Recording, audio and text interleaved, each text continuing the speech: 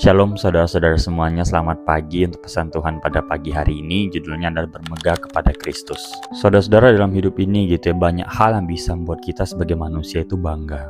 Beberapa dari kita gitu ya, kita mungkin bermegah di kebijaksanaan kita. Kita mungkin bermegah di harta kita. Kita mungkin bermegah di pencapaian kita atau bahkan status sosial kita.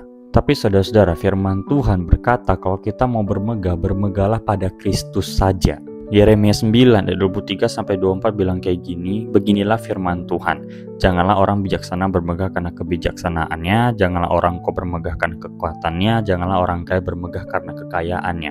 Tapi siapa yang mau bermegah, baiklah bermegah karena yang berikut, bahwa ia memahami dan mengenal aku, bahwa akulah Tuhan yang menunjukkan kasih setia, keadilan dan kebenaran di bumi, sungguh semuanya itu kusukai, demikianlah firman Tuhan. Jadi jelas gitu dari ayat yang barusan kita baca, Tuhan itu nggak pengen gitu kita bermegah pada kekayaan kita, pada kepintaran atau kebijaksanaan kita, pada kekuatan kita, pencapaian kita, status sosial kita. Nggak mau. Tuhan nggak pengen kita bermegah di hal-hal itu.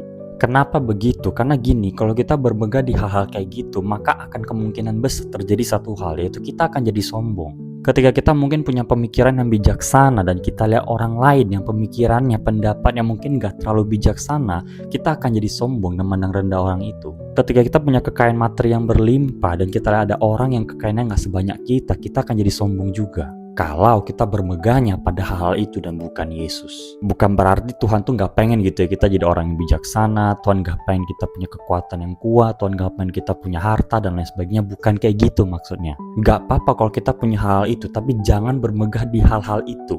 Tetap bermegahnya hanya pada Kristus gitu loh, sehingga hal-hal itu yang kita miliki itu gak bikin kita jadi sombong, tapi justru itu jadi sarana buat kita bantu orang lain. Tuhan Yesus memberkati.